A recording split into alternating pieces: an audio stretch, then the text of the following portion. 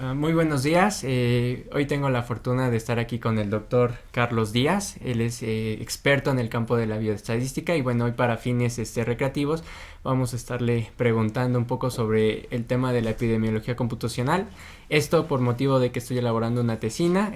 Justamente nuestro tema es estudiar todo lo relacionado con las epidemias, pandemias y bueno, aquí el experto y doctor nos va a estar ayudando con algunas preguntas y respuestas. Entonces esperemos que sea una sesión bastante entretenida, muy interesante. La verdad estoy muy emocionado de estar aquí. La verdad, un honor sobre todo poderlo conocer. Es usted la verdad muy conocido incluso hasta en el mundo del doblaje. Entonces bueno, hoy vamos a especializarnos, ¿no?, un poquito más en lo que es esto de la epidemiología. Claro. Muy buenos días, no sé cómo se encuentra hoy. Muy bien, muchas gracias. Muchas gracias por la invitación, por presentarme también un poco de tu proyecto. Y pues bueno, muy emocionado también de poder probar cuáles son tus simulaciones y que puedes también ir modelando con estos datos. Perfecto, muchas gracias. Bueno, pues, ¿le parece si comenzamos como con esta entrevista, plática? Sí, Perfecto, perfecto. claro que sí. Pues bueno, yo soy ingeniero en biotecnología. Realmente yo surjo de esta parte de los datos más a cómo usarlos o cómo aplicarlos, ¿no? Más que de dónde surgen. Eh, y como ingeniero en biotecnología, pues te acostumbras también un poco a la parte del modelado de los datos, ¿no? Que eso es realmente mi especialidad ahora. Posteriormente salté hacia la parte de los datos, pero más bioquímicos, ¿no? De cómo sacamos de un experimento, por ejemplo, conclusiones, que eso fue realmente parte de mi proyecto de maestría y un poco también de la especialización, donde hacía experimentos y derivando de los experimentos pues teníamos grande cantidad de datos, ¿no? Y Exceles llenos y llenos y llenos de datos. Y parte de mi inquietud fue cómo analizar esto estadísticamente de forma que pudiera ser también interpretable, no solo para los ingenieros o para los bioquímicos, sino también un poco para los médicos, ¿no? Cómo comunicar esto de una forma más, pues más orgánica y un poco más comprensible para ellos. Entonces realicé una especialización en estadística aplicada, donde me entrené realmente en la parte formal de la estadística para poder interpretar datos biológicos y toxicológicos. Okay. Y realmente mi proyecto de doctorado también está enfocado hacia la parte del modelamiento de datos más farmacológicos, ¿no? Entonces como que todo va un poquito ligado, De la ¿no? mano. De la mano de la parte del análisis de datos biológicos y médicos hacia una perspectiva de la interpretación. Entonces por eso realmente creo que tu proyecto va con muy buen fit a lo que he estado haciendo durante los últimos años. No, perfecto. Creo que todo lo que nos está contando, la verdad, nos va a ayudar muchísimo a discutir algunos temas más, interesantes, diría yo, sobre las pandemias que se han presentado últimamente. Claro. Me gustaría comenzar con la primera pregunta. Justamente acaba de comentar que bueno, usted se especializa tal vez más como en la obtención, ¿no?, de los datos, cómo se presentan, tal vez cómo se recolecta toda esta información. Entonces, ¿cómo comienza todo este proceso, ¿no?, de recolección de los datos para poder empezar con una investigación, ¿no? ¿Cuál es el inicio? Sí, pues creo que creo que esto debe ser un poquito más desde la parte de la planeación de un estudio, ¿no? Que como todo siempre te insiste, ¿no? Que tengas un proyecto con un objetivo y a partir de eso empiezas a vincular la obtención de los datos. Entonces creo que cómo obtener los datos pues es con un buen diseño, con un estudio. De hecho realmente en eso me especialicé para mi proyecto de doctorado, en el diseño de estudios clínicos, donde pues tienes tú un objetivo central, ¿no? Que es, Uh-huh. por ejemplo, obtener información farmacológica derivada de la administración de un medicamento, ¿no? Y entonces comparas uno contra otro. Realmente creo que ahí está como el meollo del asunto, ¿no? ¿Qué tipo de documentos o qué tipo de experimentos o cómo lo puedes documentar todo este curso de la historia? Y para el tipo de investigación en epidemiología creo que vamos un poco al revés, ¿no? Ya está el fenómeno ocurriendo, cómo más bien lo puedes tú vincular para que obtengas los datos adecuados. Entonces digamos que el objetivo, ¿no?, de todo esto pues es tener un buen diseño y a partir de ese diseño empezar a adquirir los datos de la manera más precisa posible, ¿no? Al final, y creo que pues tú lo habrás visto, si tú tienes un modelo perfecto, muy bien diseñado, pues podrás obtener buenas conclusiones. Sin embargo, si metes basura, pues sacas basura también, ¿no? Sí, Y eso es claro. un poco el curso de toda la historia y de todos los proyectos y de muchos programas estadísticos que son muy buenos detrás, ¿no? En el backend, pero si tú metes basura, pues realmente vas a obtener información que no va a ser tan valiosa al final. Puede ser muy elaborada, puede ser muy bonita una gráfica, pero no tiene nada de sentido, ¿no? Sí, claro. Por ejemplo, para diseñar todo este tipo de estudios, investigaciones, ¿existe algunos parámetros que deba seguir, algunas normas para poder comenzar como con toda esta recolección de los datos? Pues digo, en la perspectiva clínica, sí. De hecho, nosotros en la parte clínica tenemos muchas regulaciones, diría yo, en la parte de la normatividad de estudios clínicos, que de alguna forma la parte epidemiológica pues lo tiene como que por encima, ¿no? Ujú. ¿A qué me refiero con esto? Pues la industria farmacéutica es altamente regulada, entonces tenemos muchísimas regulaciones, ¿no? Y normas y principios y reglas internacionales de armonización de cómo tratar con los datos personales, datos sensibles de las personas, ¿no? Obviamente su historia clínica, su background genético, enfermedades que pueda tener una persona que a lo mejor pues no son realmente cosas que quieras tú divulgar públicamente, ¿no? Es diferente pues a la parte, ¿no? Histórica de una persona o su información incluso de vida. Entonces todo eso sí está realmente muy regulado.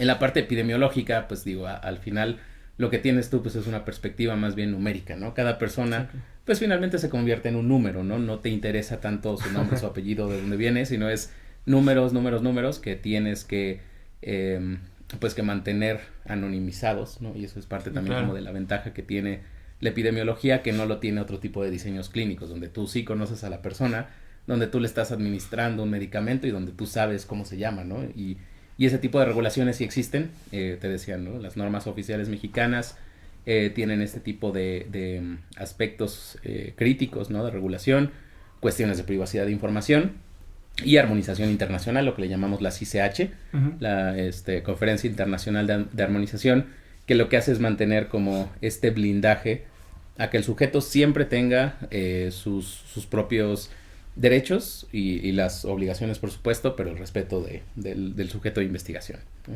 Creo que ahí es muy importante, ¿no? Como lo menciona, tener ese cuidado con los datos, ¿no? Muchas veces hay que mantener el anonimato de las personas, ¿no? Incluso de la información con la que trabaja.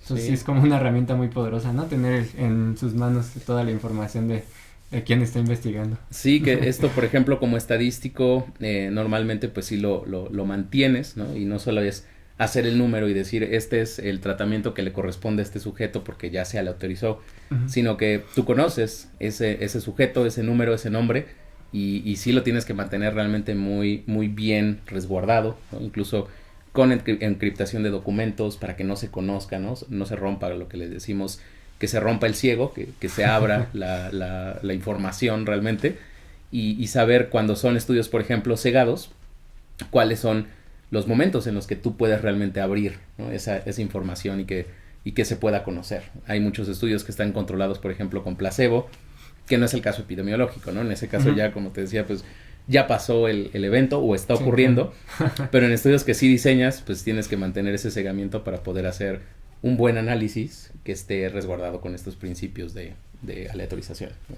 Correcto. Y bueno, creo que ahorita ya nos estamos metiendo más como a esa parte de clínica o más de la salud. Uh-huh. Y bueno, esto me lleva a mi segunda pregunta.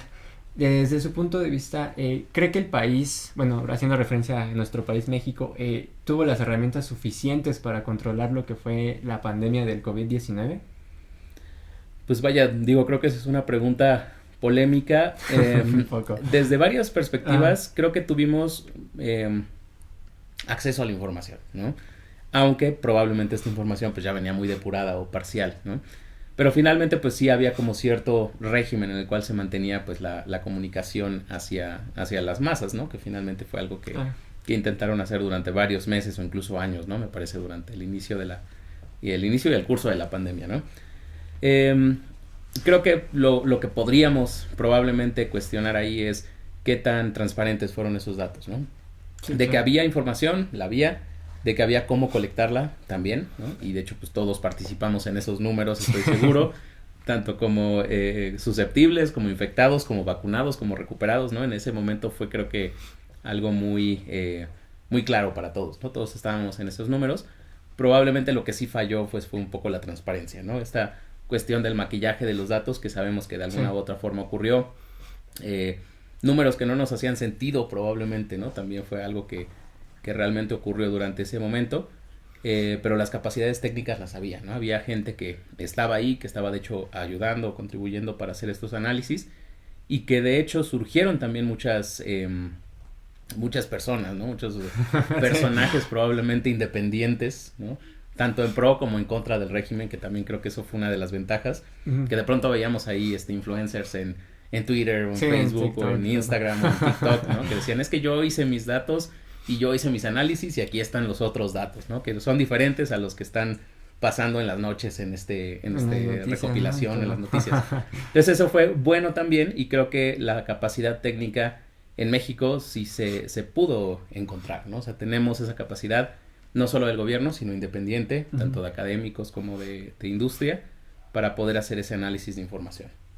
No, y justo también, ¿no? Lo de que menciona de la tecnología ahorita, pues puede ser un arma de doble filo, ¿no? O sea, el hecho de que todas las personas tengan acceso a compartir su opinión ya hoy en día a través de un mensaje, de un video en YouTube, y que se pueda hacer súper viral, a veces sé que puede causar un poquito de incertidumbre, ¿no? De que tal vez en las noticias nos están mostrando, ¿no? Que la situación del país tal vez no está tan grave, y todas las personas que tú ves en redes sociales están diciendo otras cosas, ¿no? Entonces yo creo que también ahí entra mucho lo que es la polémica, ¿no? De a quién le creo, ¿no? Si a los especialistas, que sé que, bueno, de algún modo nos están presentando la información que realmente queremos pensar, o incluso la gente, ¿no? Que está en redes sociales, ¿no? Ellos de dónde, en qué fundamentos, ¿no? Incluso se están basando para compartir todas estas opiniones. Sí, y al final, como dices, este arma de dos filos se vuelve hasta cierto punto pues peligrosa y quizás hasta sesgante, porque realmente el contenido del mensaje queda en segundo plano, ¿no? Más bien es cómo te entregan ese mensaje, y si está bonito, y si es convincente, ¿no? Que a veces más bien tiene que ver con la forma, con la producción, más que con el contenido. Es ahí donde pues la gente dice, yo le creo más a este cuate que a este otro, porque él hace videos visuales, porque él hace videos con un contenido llamativo, porque utiliza grafiquitas, porque tiene toda esta forma, y que el contenido quede en segundo plano, y a veces eso es lo malo, ¿no? Que pues la carne, la sustancia, queda realmente para quien realmente le interesa. Sí, totalmente de acuerdo, y esto también me lleva a otra pregunta, bueno, basándose en su experiencia, profesional, ¿usted ha utilizado alguna tecnología, ha visto tecnologías que nos ayuden, por ejemplo, al análisis de todos estos eventos, por ejemplo, a predecir, no sé, la curva de, tal vez, de la gente que se está infectando, por ejemplo, a modelar, en esta cuestión, todo lo que son modelos epidemiológicos, ¿no? Para visualizar qué tan bien o qué tan mal está la situación en el país? Sí, bueno, pues digo, en general creo que algo que ya ahorita tenemos mucho acceso, y pues como usuarios, ¿no? de las redes, tú puedes agarrar y buscar en Google algún simulador, algún modelo, incluso información abierta que existe, y te lleva realmente a estos repositorios, ¿no? Esta página que me gusta mucho, del Global Burden of Disease, que es de algún instituto que está en Washington, ¿no? Del Instituto de Health Metrics de Washington, que lo que te hace realmente es compilar información. Y ahorita desafortunadamente pues quedó un poquito atrás, ¿no? Porque después de COVID pues todo fue COVID y todo se centró en eso, pero creo que tenía los últimos datos actualizados del 2019, donde uno se mete y es increíble cómo puedes pues en tu país hacer un análisis estratificado por edades, por este tipo de enfermedad, por incidencia o prevalencia, ¿no? Como que tú puedes llegar a hacer ahí un análisis súper complejo de algo que a lo mejor antes eran tesis, ¿no? Como la tuya. Sí, claro. Y que ahí con 2 clics tú puedes generar la información, sacas conclusiones, incluso comparativo, ¿no? De México contra Reino Unido, si quieres, o contra Estados Unidos, y a ver qué pasó, ¿no? Entonces ya están a la mano esas herramientas. Creo que ahora más bien está como en el trabajo de la gente ver cómo interpretar esos datos, ¿no? Porque también otra vez se vuelve un arma de doble filo tener tanta información y al final no saber cómo interpretarla, ¿no? Pero sí hay varias herramientas, te digo algunas de estas que conozco, y digo el resto pues es más bien cómo puedes tú generar tus propios modelos de análisis, o incluso hasta pues tus propios análisis estadísticos con algún programa o paquete clásico, ¿no? Sí, claro. Y yo creo que ahorita más con todo el avance que ha habido de la tecnología, ¿no? Muchas veces desde el celular incluso podemos acceder digamos, a información bastante completa, diría yo, en el sentido de que te puedes meter a ver estadísticas, gráficas, ¿no? Incluso puedes descargar alguna aplicación que te haga alguna simulación. Claro que, bueno, pues habrá que ver, ¿no? Si esa aplicación realmente es, bueno, ¿no? En el sentido de que sí te está mostrando información verídica. Ujú. Y desde su punto de vista me gustaría preguntarle, la tecnología que hoy en día utilizamos aquí en el país, a comparación con otros países, ya sea, por ejemplo, de Latinoamérica o de Europa, ¿cree que es buena? O sea, ¿estamos realmente en un buen nivel tecnológico o todavía nos falta alcanzar ese punto de desarrollar algo más novedoso? Pues creo que aquí yo partiría como esta respuesta en dos, ¿no? Una es cómo colectamos la información y la otra cómo la analizamos. Y en esa perspectiva creo que la colección de información todavía en México sigue siendo algo deficiente, porque finalmente, y a nivel de los estudios que tú trabajas, ¿no? De epidemiología, pues es quién colecta esa información, ¿no? Entonces te vas a los servicios de salud pública, donde a lo mejor todavía los expedientes son manuales, y donde los conteos son manuales, y donde pues hay, así como las votaciones, ¿no? A veces que pues en lugar de poner uno pusieron 11 o 111 y ya se van muchos números por ahí, ¿no? Eh, Cuestiones como estos de los expedientes que ya en muchos países son electrónicos y están automatizados y pasan controles de calidad de cosas que pues a mano se te van simplemente por el volumen o porque pasaron 3 o 4 médicos durante esa guardia y porque se quedó por ahí el expediente perdido, ¿no? Entonces creo que esa cuestión de la colección de información puede ser muy, muy mejorada todavía. O sea, es bastante rudimentaria, diría yo, también por cuestiones de los servicios de salud pública que están saturados, ¿no? Y lo vimos durante COVID, ¿no? Cuando hacían las pruebas de COVID, estoy seguro que tenían un muy buen control de cuántas pruebas, por ejemplo, se hacían y cuántos resultados eran positivos o negativos. Pero finalmente quien te lo hacía, pues era probablemente algún estudiante de medicina Sí, que estaba en ese momento en el puesto de salud y que atendía a 200 personas. ¿Cuántas no se fueron de manera errónea, sí, propensa a diagnosticada, errores, ¿no? ¿no? Claro. Ujú. Y pues por puro volumen, ¿no? Entonces creo que en ese sentido, pues ya al final cuando tú vacías todo, pues no estás seguro si fueron o no fidedignos los datos que estás colectando, ¿no? Ujú.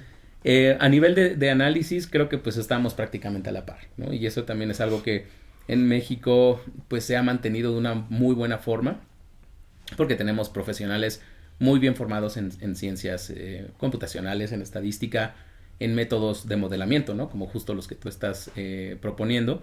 Entonces creo que en ese sentido pues podemos sentirnos como bien porque estamos realmente pues a la par y trabajando en paralelo con mucho de lo que se hace a nivel mundial, pero todavía la fuente de información probablemente pueda ser muy, muy mejorada, ¿no? Ok, todavía hay oportunidad como de mejorar, ¿no? Siempre. Exacto, todavía hay espacio para la mejora.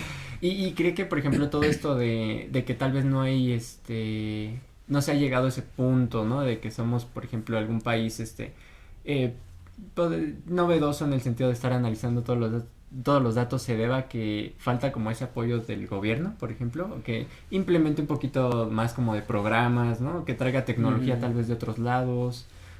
Pues creo que sí, y creo que todo esto es mejorable desde esa perspectiva que te comentaba, ¿no? De los servicios de salud. Lo hemos visto, ¿no? En institutos nacionales de salud, por ejemplo, que empiezan a ser necesarios, ¿no? Este tipo de implementación o automatización de estas perspectivas de colección de datos, que también hay, pues a veces es como, está el apoyo del gobierno, está el apoyo de la dirección, está el apoyo de la institución, pero a veces también la gente no se deja, ¿no?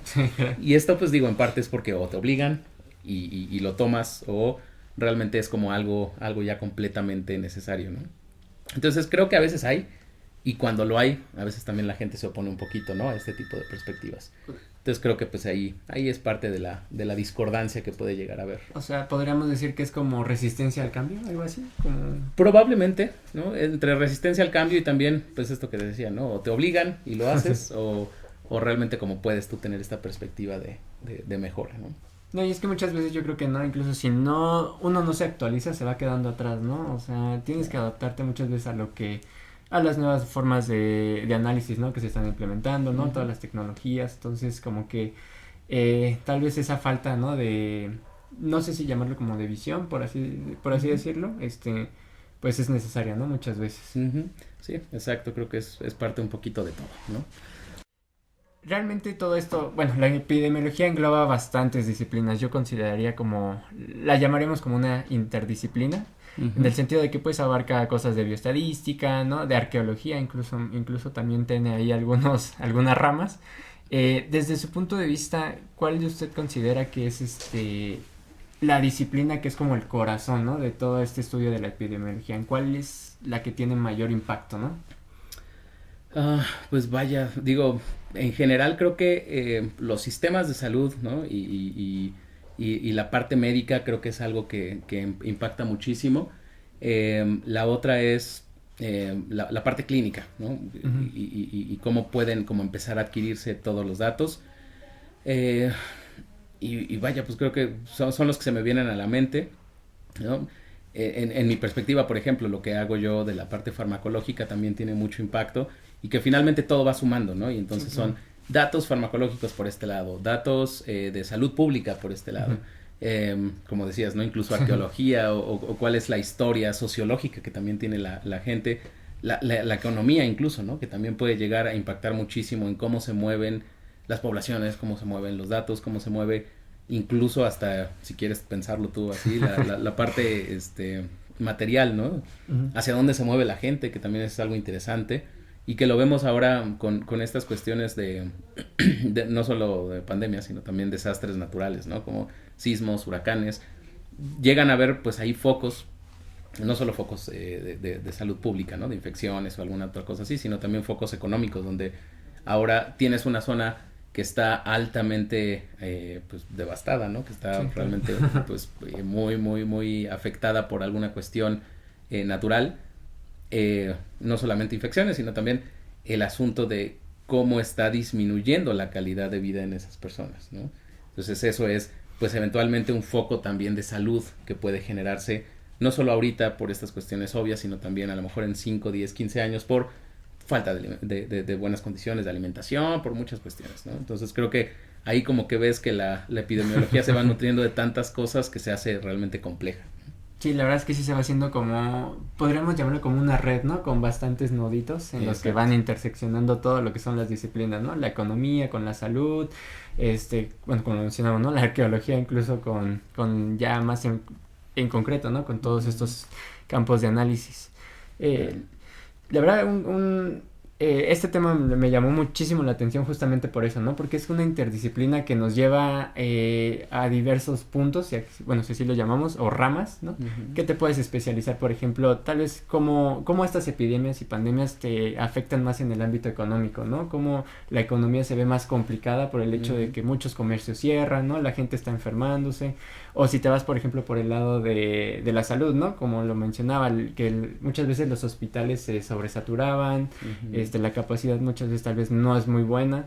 Entonces, son puntos de vista que muchas veces incluso nos hacen reflexionar, ¿no? De que cómo una interdisciplina como esta te puede llevar a tantos puntos y sobre todo sacar tanta información, yo creo. Sí, y esto que comentas también es interesante, ¿no? La colección de los datos y la perspectiva nacional de salud probablemente, al punto que voy es, tú tienes cierto registro, por ejemplo, Uh-huh. de pacientes, ¿no? No es porque no hubiera más, sino es porque ya no podías atender a más, ¿no? O porque ya no había cupo y entonces seguramente pues muchas personas pasamos la enfermedad en nuestras casas sin la necesidad de reportar esos datos, ¿no? Porque ¿dónde quedaron todos esos tipos de enfermos que no le hablaban al gobierno y le decían, oye, estoy enfermo y aquí somos 3 y estamos Uh-huh. infectados, ¿no? Como que ese tipo de cuestiones al final lo que te dice es, si hay un subregistro, pues son por las condiciones de salud o por las condiciones del país en donde te están atendiendo, ¿no? Y uno lo ve cuando pues volteas a ver otras poblaciones, ¿no? Como, no sé, Irlanda o Reino Unido, ¿no? Uh-huh. O Dinamarca, del sistema de salud de Dinamarca, donde pues sí, realmente el sistema de salud está sobrado para la población que es, e incluso en una situación crítica de salud, se puede tener un muy buen registro, un muy buen monitoreo de todos los pacientes, ¿no? Y quién se recupera, quién no, quién tiene vacuna, quién no. Como que todo esto pues tiene realmente un muy buen control, ¿no? Muy distinto a sistemas como los de México y que lo vimos, ¿no? En sistemas que están sobresaturados y que lo sabemos, ¿no? Egipto, la India, México, China, probablemente, ¿no? Donde tú dices, llega a haber un punto, llega un punto en el que pues el sistema de salud no se da abasto y la gente lo sabe, ¿no? Entonces no nos vamos a ir a parar a un hospital para que nos den un paracetamol, dices, ya, mejor en mi casa yo me trato, Claro. puedo comprar el paracetamol y así pasamos muchas personas, ¿no? Entonces este tipo de subregistros también pues atiende un poco la realidad del país, no porque esté mal, sino porque simplemente fue un momento de crisis, ¿no? Sí, claro, ¿no? Y es que muchas veces, ya cuando nos ponemos a pensar cuántos somos en el mundo, es cuando vemos que ya, bueno, o sea, incluso en México somos que como 120 millones más o menos, ¿no? Sí, Aproximadamente. imagínate cuántos, todos éramos susceptibles en ese momento, quiénes eran los recuperados, en qué momento puede el sistema de salud dar abasto para esto, ¿no? Cuando dices, bueno, otras enfermedades más controladas, por ejemplo, ¿no? Y que dices, tienen cierto control, ¿no? Tú que estás trabajando en este tema, por ejemplo, el VIH, ¿no? Que dices, bueno, la transmisibilidad del VIH no es tan crítica como lo fue COVID, o como lo es la influenza, o como son este tipo de enfermedades infecciosas transmisibles, ¿no? Por aire.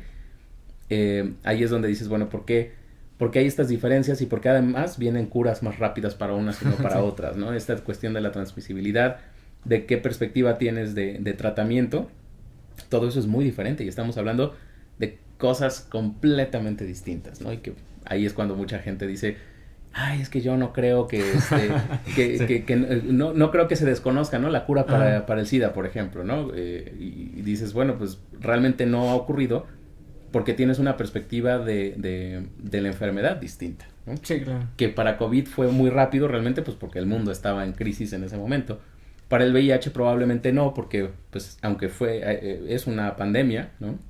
Bueno, fue catalogado como pandemia, finalmente todavía se puede llegar a cierto control, ¿no? Sí, claro. Hay ciertas medidas paliativas, probablemente todavía no hay una cura como tal para eso, pero bueno, tienes como toda esta perspectiva de cuáles son los riesgos que tienes con la enfermedad, qué tan fácil es que la gente se infecte y por supuesto cuántos recursos hay en ese momento dedicados a la enfermedad, ¿no? Sí, claro, ahora sí que cada pandemia nos va a enseñar qué es lo que muchas veces nos falta mejorar, ¿no? Incluso hasta implementar algo que no tengamos y que podamos acercarnos, ¿no? También bueno, que sería lo ideal, ¿no? Acercarte con otros países, ¿no? Compartir algunas soluciones, ¿no?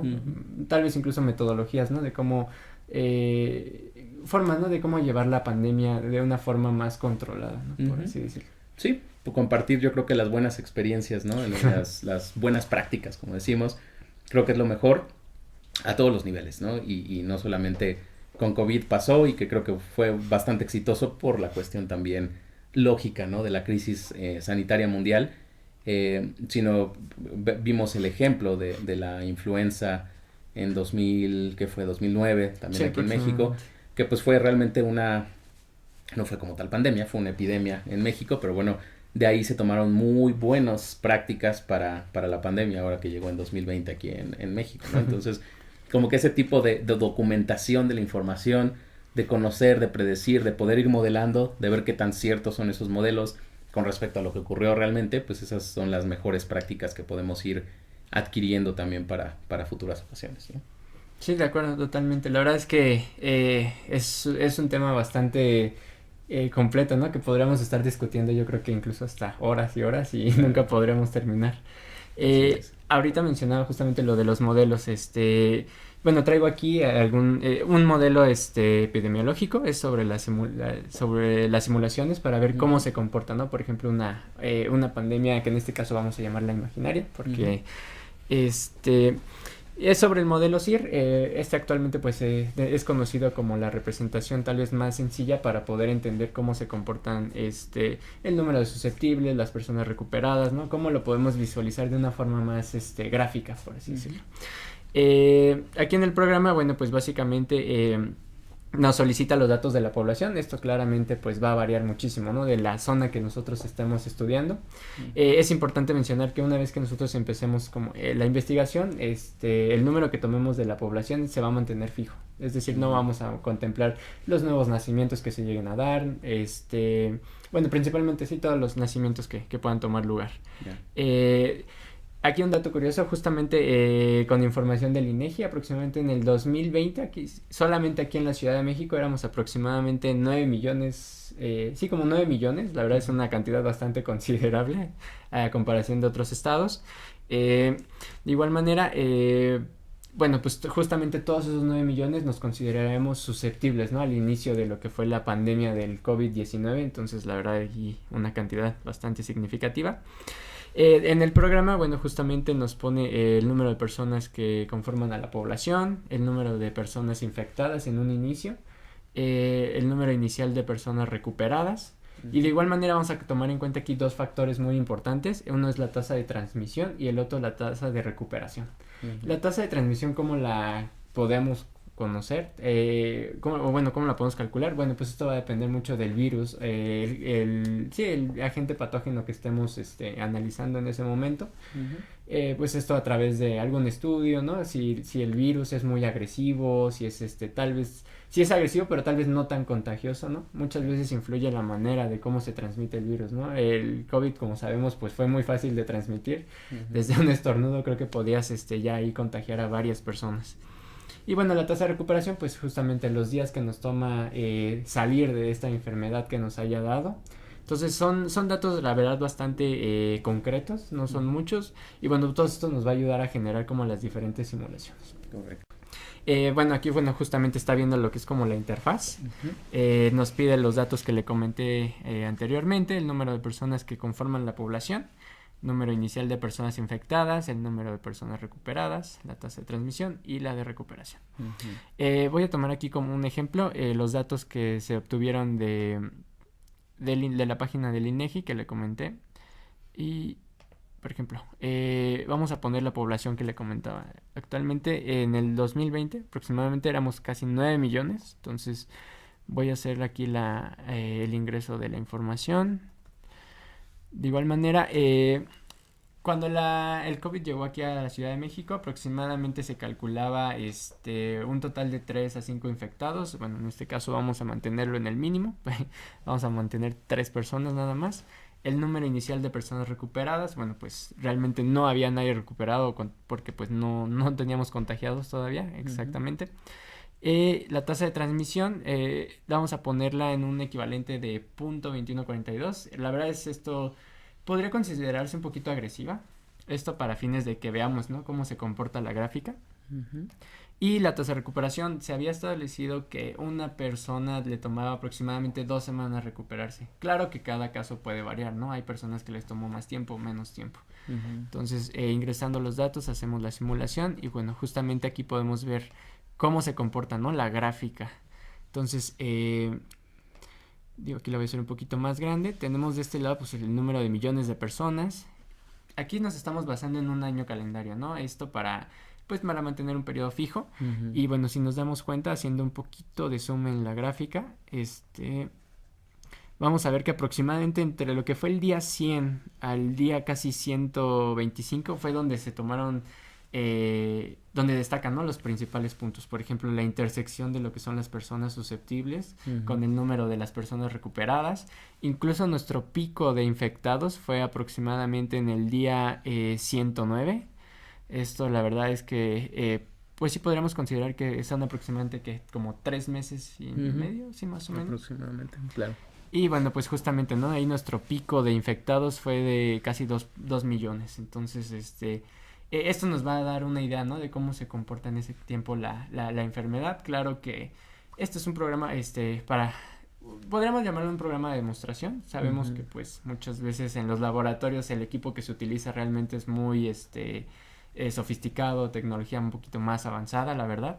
Pero bueno, aquí básicamente nos da estas simulaciones para darnos una idea, ¿no?, y cuestionarnos realmente si la información que nos presentan muchas veces en las noticias, en redes sociales, en cualquier lugar que estemos, es verídica, ¿no?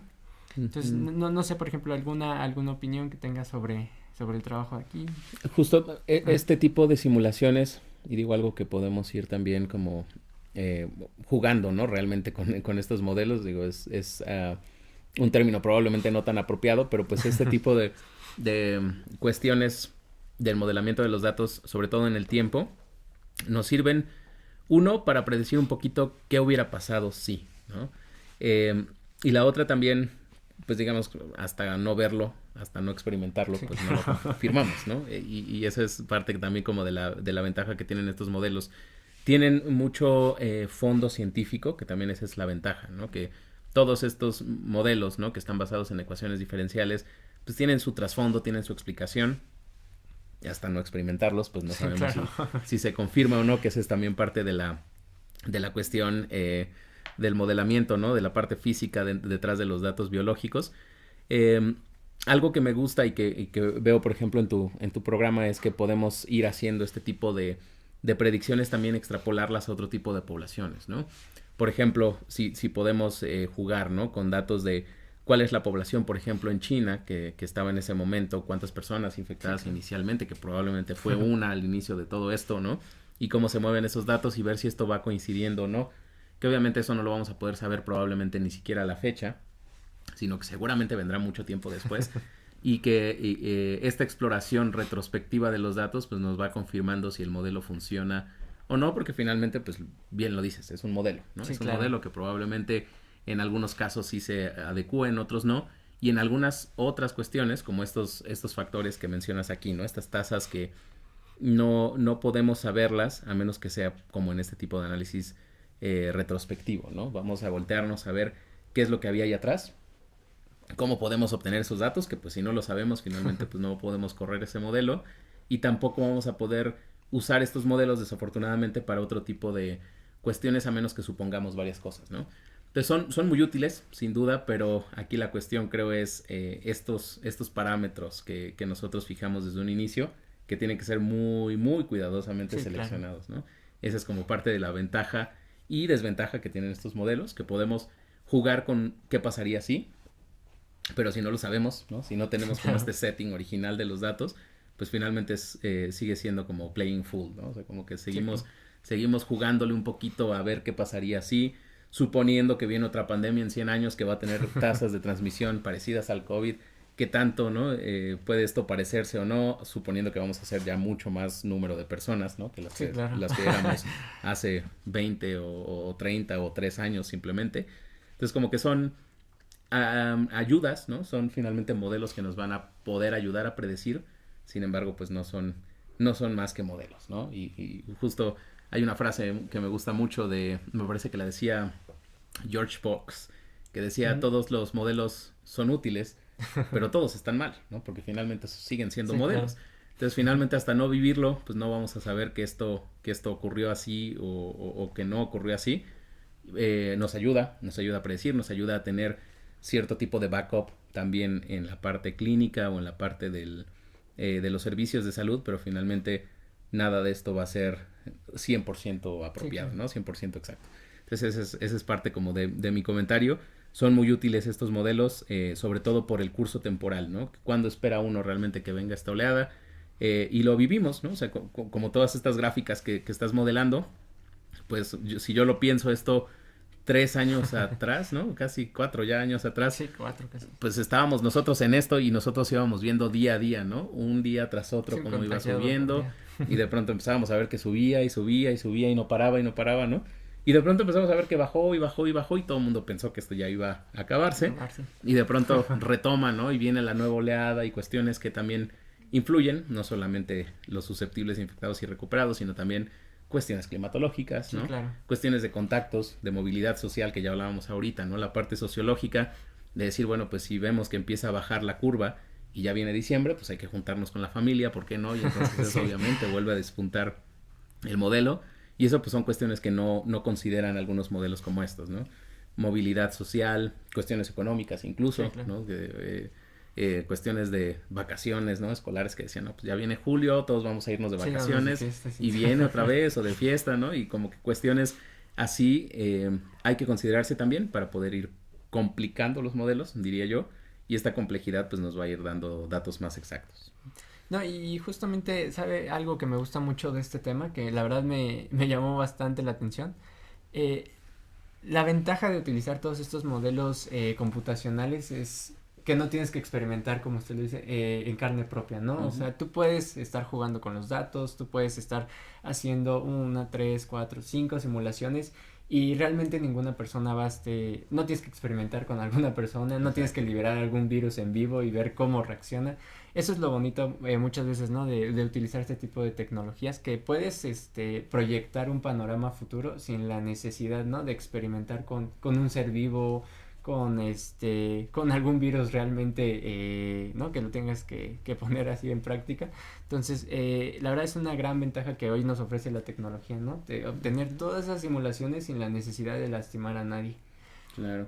y que finalmente pues es retrospectivo, ¿no? Sí, claro. Es ya habiendo vivido esta experiencia que, que vimos, ¿no? En ese momento y si se valida o no con los datos de tu modelo, ¿no? Ujú. Que, como dices, ¿no? Podemos ir jugando con esto y decir, ¿qué hubiera pasado si, ¿no? Sí, claro. ¿Qué hubiera pasado si el COVID hubiera sido más o menos contagioso, ¿no? ¿Qué hubiera pasado si no hubiéramos recuperado tan rápido, ¿no? De la enfermedad, como que estas cuestiones nos ayudan también a saber qué viene, ¿no? Que eso Sí, es claro. creo que parte del valor que también tienen estos modelos. La verdad es que, bueno, me da mucho gusto haberle podido presentar aquí mi trabajo. La verdad, son temas, ¿no? Que nos van llevando también a otras preguntas, ¿no? Que, como usted menciona, ¿qué pasará si en 100 años llega una pandemia el doble de fuerte, ¿no? ¿Podremos afrontarla ya como con toda la experiencia que hemos tenido? Tal vez, se toman lecciones aprendidas, ¿no? O tal vez, bueno, por el otro lado se deja de un lado lo que pasó, se hace como si nada hubiera realmente pasado, se continúa y a ver si no nos topamos con pared cuando llegue algo, bueno, esperemos que no, algo más fuerte, ¿no? Por así decirlo. Claro, sí, creo que eso es parte de la naturaleza humana, Sí, ¿no? Un claro. poquito ser, tropezar con la misma piedra. Esperemos que no, esperemos que esto nos ayude también a poder predecir de una mejor manera. Digo, pensándolo, ¿no? Y como haciendo un poco la retrospectiva, pues estando en el día cero de esas curvas, uno nos espera que va a venir ese día 100 o ese día 200, Sí, ¿no? claro. Como que, pues, habrá que ir modelando, habrá que ir aprendiendo también de las experiencias previas. Eh, Más que los modelos, creo que el asunto también social ayuda mucho, ¿no? Y ayudó mucho Sí, también la conciencia social en su momento. El uso de cubrebocas, ¿no? Que de pronto fue así como que masivo y que también, sin duda, ayudó, ¿no? Y que ese tipo de estrategias de salud pública que no están consideradas en los modelos, porque no somos, pues, tampoco poblaciones completamente libres y aleatorias, ¿no? Estamos sometidas finalmente, pues, a ciertos requisitos, tanto políticos como sociales. También nos van enseñando muchas cosas, ¿no? Entonces creo que ayudan a concientizar, ayudan también a enseñar, ¿no? ¿Qué hubiera pasado si? ¿Qué hubiera pasado si no hubiéramos usado cubrebocas? ¿Qué hubiera pasado sí, si claro. hubiera sido más la transmisión? ¿Qué hubiera pasado si de pronto no hubiera habido vacunas, por ejemplo, ¿no? Como que ese tipo de escenarios críticos, como bien dices, modelados, vistos así en un papel, cambiando un 0 por un 1 en algún punto, ¿no? O poniendo un 0 de más o un 0 de menos, como que nos ayuda también a tener perspectiva de los datos. Y eso es creo que también lo más valioso de los modelos, ¿no? Que con datos reales podemos ir modelando en tiempo, en dimensiones también, en perspectivas o en posiciones, ¿no? Distintas, qué es lo que pasa en cada una de de esos escenarios. Sí, claro. Y bueno, para ir cerrando ya un poco con este tema, pues destacar, ¿no? Principalmente uno de los factores más importantes en este tema, la población, ¿no? Como lo menciono. Influye muchísimo cómo se comporta, si siguen las medidas de salud, ¿no? Que se implementan dentro de una pandemia, si la gente hace caso omiso, todo eso nos va a cambiar muchísimo los valores, ¿no? Nosotros podemos hacer una simulación un día donde veamos que el pico de infectados va a ser dentro de 3 meses, pero vemos que la gente tal vez no sigue las normas de salud, entonces ese pico puede llegar mucho antes, ¿no? Entonces, pues como lo mencionaba en un inicio, yo creo que nos lleva a ese punto de reflexión, ¿no? De que pues hay que seguir las normas de salud, ¿no? Por algo también se están implementando, y bueno, pues apegarnos, ¿no? Muchas veces a las reglas de no salir de casa, usar cubrebocas, ¿no? Como lo menciona, ¿no? Dependiendo de las necesidades de la pandemia que traiga. Entonces creo que ese sería como el factor que yo destacaría como más importante, ¿no? Dentro de este tema. Sí, y ser, por ejemplo, muy incisivos, ¿no? En este tipo de modelos de decir, bueno, nos hacemos menos susceptibles y tomamos este tipo de medidas, ¿no? Entonces Sí, claro. dices, bueno, ¿qué tal si en lugar de que esta curva azul, por ejemplo, de susceptibles parte de tan alto, qué tal si bajamos esto usando cubrebocas, distanciamiento social, cuestiones como básicas que en su momento la aprendimos a la mala, ¿no? Sí, Visto así es como ya mucho más claro para la gente también cómo adquirirlo, ¿no? Entonces también es eso muy valioso, que entiendan estos modelos, porque a veces la gente ve, pues bueno, aquí solo gráficas, ¿no? Que es muy visual, pero a lo mejor ve el código detrás y dice, ¿qué es esto, no? Ya como que lo tiran de entrada. Entonces, como ver estos datos a lo mejor no le da mucha información, ¿no? A la gente, me refiero no a ustedes como estudiantes, sí, ¿no? claro. O a la gente especializada, sino simplemente a la gente común que veía las gráficas y decía, no, qué barbaridad, estamos muy mal, ¿no? Pero bueno, creo que más que eso es decir, cómo podemos adquirir para la conciencia social este tipo de datos y decir, bajemos el número de susceptibles, porque si bajamos esto, todo baja, entonces probablemente la curva simplemente se posponga y se vaya a hacer menos pronunciada, ¿no? Pero si todos seguimos en contacto, si no hay este tipo de medidas, pues vamos a incrementar esto, entonces todo esto se va a ir cada vez más alto, ¿no? Como que ese tipo de conciencia con este tipo de proyectos creo que es lo más valioso, poder ir inyectando la conciencia detrás de los números o de los modelos hacia la población en general. La verdad, comentarios bastante interesantes.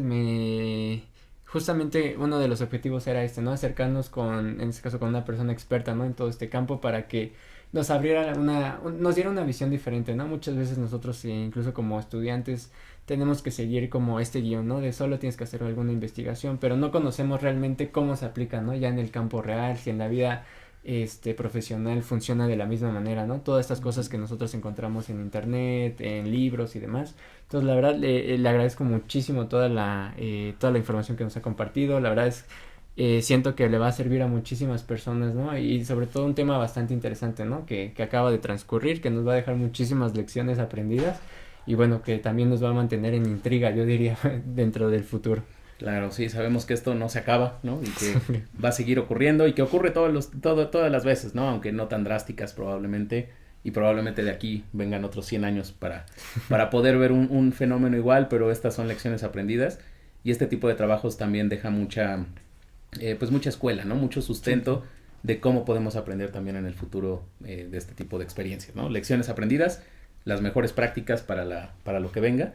Y pues también gracias por tu trabajo, por presentarlo y espero que sea también muy útil para la población. Al contrario, muchísimas gracias, le agradezco todo el tiempo que ha estado aquí, que nos ha podido dedicar al trabajo, sé que va a tener un muy buen recibimiento en el futuro y bueno, pues muchísimas gracias por todas sus respuestas y minutos. Gracias a ti.